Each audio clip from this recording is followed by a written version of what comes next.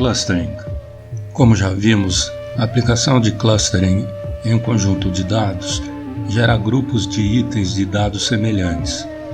Esses grupos são chamados de clusters, coleções de itens de dados semelhantes. Itens semelhantes têm um relacionamento forte e mensurável entre eles. Saladas verdes, por exemplo, são mais semelhantes entre si do que frutas, sendo que as técnicas de clustering usam esse relacionamento para agrupar itens.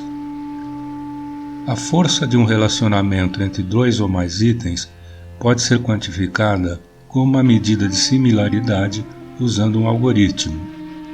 Aqui vamos usar o modelo K-means que explicamos a seguir. O algoritmo K-means é um algoritmo de cluster não supervisionado. É não supervisionado porque os pontos não têm nenhuma classificação externa. O K em K-means denota o número de clusters que você deseja ter no final. Se K é igual a 3, você terá 3 clusters no conjunto de dados.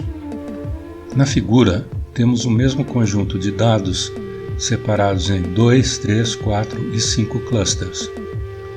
Por isso é importante ter uma noção inicial de quantos clusters imaginamos ter na nossa base de dados.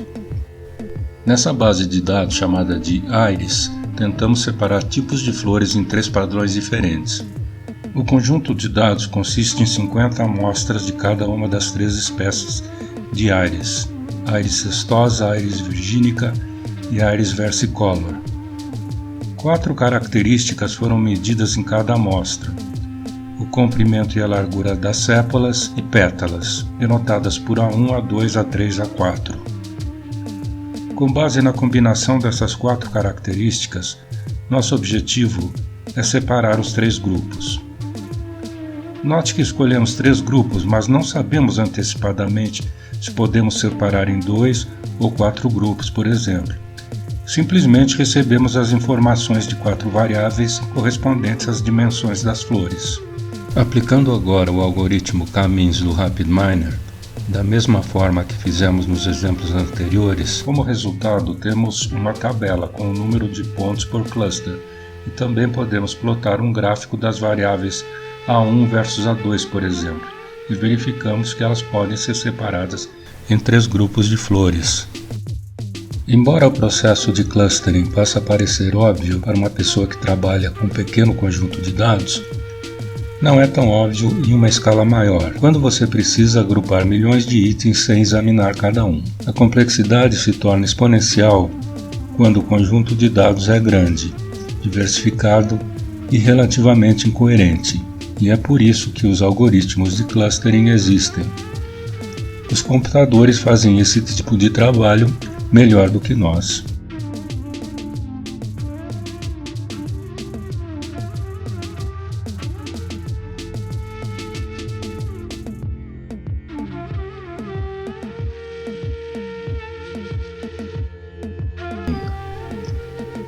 Finalmente temos as redes neurais, em que se encaixam os algoritmos de Deep Learning. Embora as redes neurais tenham sido investigadas na década de 1950, as abordagens mais significativas demoraram mais algumas décadas para começar. Não havia poder de processamento suficiente e o algoritmo de backpropagation, a retroprogramação, uma maneira mais eficiente de treinamento, não tinha sido inventado. A ideia por trás das redes neurais é que é possível imitar certas partes dos neurônios usando modelos matemáticos simplificados do conhecimento limitado que temos de seu funcionamento. Os neurônios são as células que formam nosso cérebro. Eles são compostos basicamente por 3 partes: os dendritos, que captam informações do ambiente ou de outras células, o corpo celular, responsável pelo processamento das informações, e um axônio, para distribuir a informação processada para outros neurônios ou células do corpo. Foi pensando em como os neurônios trabalham que pesquisadores desenvolveram neurônios artificiais. Cada um tem 2 ou mais receptores de entrada, responsáveis por receberem um determinado tipo de sinal. Eles também possuem um coprocessador equivalente ao corpo celular, que aplica uma função matemática escolhida pelo cientista de dados nestes sinais. Finalmente, eles possuem saídas, que podem ser categorias como sim ou não, ou gato, cão e galinha, ou numéricas como o valor previsto de uma residência. Neste exemplo, queremos treinar um algoritmo de Deep Learning para prever o preço de uma passagem aérea em função dos aeroportos de origem e destino, data e hora do voo e a companhia aérea. Temos 4 entradas mencionadas acima e o preço como variável target. Optamos por uma configuração com 5 camadas de neurônios. Note que temos um típico problema de regressão com aprendizado supervisionado. Então, o processo começa dando pesos aleatórios para as variáveis de entrada e observando se a variável de saída acerta o preço com uma precisão de saída previamente definida. Para se aproximar do preço correto de saída, os pesos das variáveis de entrada, os atributos, vão sendo ajustados. Não são mostrados na figura, mas os pesos dos neurônios nas camadas intermediárias ou escondidas, como são chamadas, hidden layers, também vão sendo ajustados nesse processo. Então, após o processamento, digamos, de milhares de grupos de 4 entradas, o modelo atinge a precisão pré-determinada com os pesos indicados no diagrama. Note que os aeroportos de origem e destino são os itens com maior influência no preço, como era de se esperar. Esse foi um exemplo bastante simplório, apenas para ilustrar o funcionamento básico do algoritmo. Na verdade, o Deep Learning tem sua maior aplicação indicada quando os atributos são muito numerosos para serem processados e são notadamente redundantes. Isto é, muitos dados, porém pouca informação, como no caso de reconhecimento de imagens. Veja na figura para reconhecer os números de 0 a 9. Aqui temos 28 por 28 pixels, o que nos dá 784 entradas para cada número. A maioria dos pixels são iguais a 0, imagens em branco, e outros variam de 1 a 256 e correspondem à escala de cinza de cada pixel, que nesse caso configuram o número 8.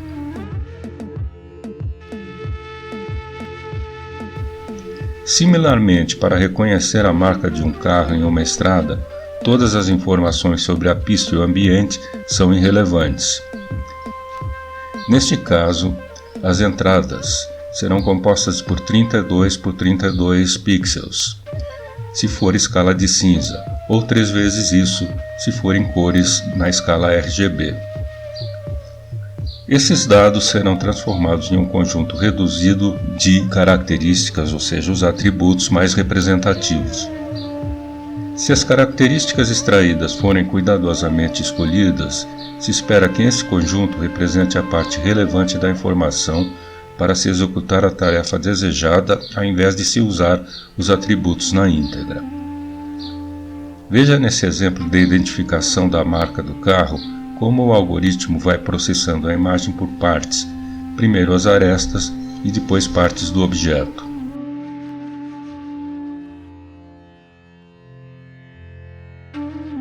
Nesta figura, elaborada por Andrew Ng, vemos que se você treinar uma pequena rede neural em um algoritmo de aprendizado supervisionado na mesma tarefa, poderá obter um desempenho ligeiramente melhor com a rede neural. Se você treinar redes neurais maiores e maiores, Deep Learning, você pode obter um desempenho ainda melhor. Assim, você obtém um melhor desempenho, isto é, o da curva vermelha, quando treina uma rede Deep Learning muito densa, isto é, com muitas camadas e tem uma enorme quantidade de dados. Muitos outros detalhes, como a arquitetura de rede de Deep Learning, também são importantes. E tem havido muita inovação aqui também. Mas uma das maneiras mais confiáveis para melhorar o algoritmo ainda é treinar uma rede maior e obter mais dados. Prevê-se que muitos aplicativos de Deep Learning afetarão nossa vida no futuro próximo. Na verdade, eles já estão causando grande impacto. Nos próximos 5 a 10 anos, Deep Learning se tornará padrão nos kits de ferramentas de desenvolvimento de software. Então, aqui estão algumas das principais aplicações do Deep Learning que irão dominar nosso futuro. Experiência do cliente. O aprendizado de máquina já é usado por muitas empresas para melhorar a experiência do cliente. Alguns exemplos incluem soluções de autoatendimento online e criar fluxos de trabalho eficientes. Já existem modelos de Deep Learning sendo usados para chatbots e, à medida que o Deep Learning continua amadurecendo, isto é, se torna mais e mais poderoso na interpretação de mensagens de clientes, podemos esperar que essa seja uma área em que o Deep Learning será indispensável.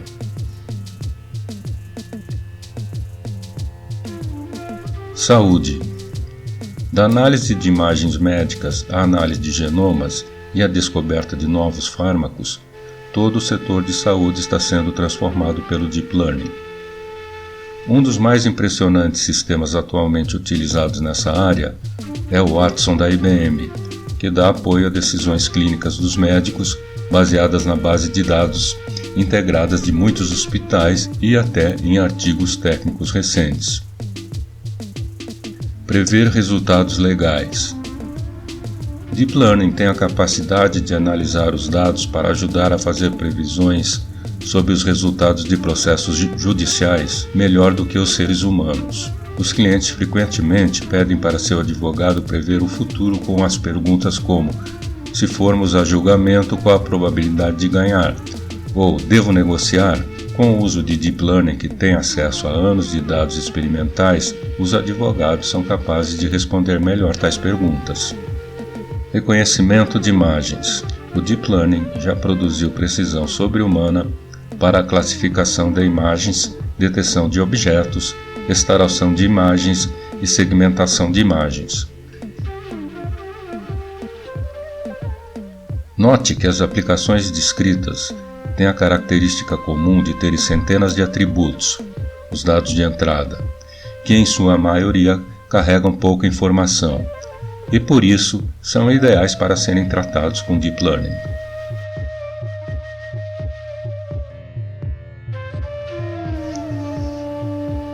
Como saber se o seu modelo de Machine Learning tem um bom desempenho?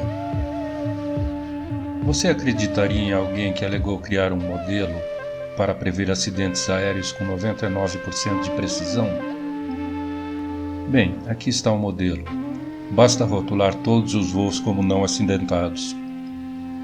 Dado as centenas de milhares de voos por ano no Brasil, este modelo atinge uma precisão impressionante de 99,999%. Isso porque os acidentes são menos que 10 por ano. Embora essa solução tenha precisão quase perfeita, esse problema é aquele em que a precisão claramente não é uma métrica adequada. Isso ocorre, por exemplo, na detecção de doenças raras, quando a taxa de incidência da doença é muito baixa, e em caso de fraudes financeiras. Depois de desenvolver um modelo de Machine Learning para seu problema de modelagem, como você sabe se o desempenho do modelo é bom? Você deseja que alguém lhe diga se uma precisão de X% é boa ou não. Porém, o melhor que podemos fazer é comparar o desempenho dos modelos de Machine Learning com outros modelos também treinados nos mesmos dados. O desempenho do modelo é relativo, e as ideias sobre qual precisão um bom modelo pode alcançar apenas fazem sentido no contexto dos desempenhos de outros modelos também treinados nos mesmos dados. Nesse gráfico, temos o desempenho de 9 algoritmos associados ao tempo de treinamento, para vários tamanhos da mesma base de dados. Observe a escala logarítmica de tempo, mostrando que o tempo de treinamento pode ser muito diferente entre algoritmos. Podemos ver que Deep Learning atinge o melhor desempenho com uma precisão de quase 75%, e parece que se tivermos mais dados, ele vai continuar a melhorar. Já o algoritmo de Gradient Boosting atinge um resultado parecido, porém com mais dados ele não melhora a performance. Baseline. Como o desempenho do modelo de Machine Learning é relativo, é essencial desenvolver uma base de comparação, o baseline, ou seja, o valor máximo aceitável de erro que um modelo pode gerar. Um valor de baseline pode ser determinado pelo bom senso. Por exemplo, na figura temos um saco com 5 bolinhas verdes, 6 azuis e 9 vermelhas. Queremos predizer se, ao tirar uma bolinha, ela é vermelha. Então, o valor da performance baseline é de 8 dividido por 20, ou 40%. Ou seja, o baseline é a performance mínima de acertos que aceitaríamos de um algoritmo, no caso das bolinhas vermelhas. No caso das verdes, seria de 25% e das azuis de 30%. O valor máximo aceitável de erro é igual à probabilidade de tirar a bolinha da cor por puro acaso. Se você estiver trabalhando em um problema de regressão, poderá usar uma medida de tendência central como baseline para todas as previsões, como a média ou a mediana. Em teoria, em um problema de classificação, o melhor desempenho é de 100% de acertos. Em um problema de regressão, é 0 erros. No entanto, esses desempenhos são impossíveis de atingir porque todos os problemas de modelagem preditiva apresentam erro de previsão. O erro vem de várias fontes, como por exemplo, nenhuma base de dados de treinamento contém todas as possibilidades. Sempre existe algum ruído nos dados. A natureza estocástica, isto é, randômica do algoritmo de modelagem. Você pode não obter o melhor desempenho, mas é bom saber qual é o melhor desempenho possível. Você quer que, na prática, o desempenho do modelo fique entre o valor de baseline e o do melhor desempenho possível. Número de parâmetros. Os parâmetros são os ajustes que o cientista de dados precisa fazer ao configurar um algoritmo. Eles são números que afetam o comportamento do algoritmo, como tolerância a erros ou o número de interações, ou opções entre variantes de como um algoritmo se comporta. Por exemplo, em uma árvore de decisão, é possível ajustar o número máximo de ramificações e níveis, como vemos na figura. A vantagem é que ter muitos parâmetros geralmente indica que um algoritmo tem mais flexibilidade. Entretanto, conseguir um bom resultado depende de encontrar a combinação certa de configurações dos parâmetros. Naturalmente, os algoritmos com um grande número de parâmetros exigem mais tentativa e erro para encontrar uma boa combinação. Número de atributos. Em outro vídeo, vimos que o número de observações deve ser aproximadamente 10 vezes o número de atributos. Porém, para determinados tipos de dados, o número de atributos pode ser muito grande em comparação ao número de observações. Por exemplo, em classificação de textos, que é o processo de atribuir categorias ao texto de acordo com seu conteúdo. Usando exemplos pré-rotulados, como economia, esporte, cultura e etc., como dados de treinamento, um algoritmo de machine learning pode aprender as diferentes associações entre partes do texto e uma das categorias acima. Neste caso, os atributos podem ser centenas de milhares de palavras e sentenças. Dicas para a escolha do algoritmo. Nessa tabela, temos algumas dicas para a escolha de algoritmos, que ajuda você a escolher o algoritmo de Machine Learning para seu problema de análise preditiva. Ela foi feita para o Microsoft Azure, mas pode ser usada independentemente do programa.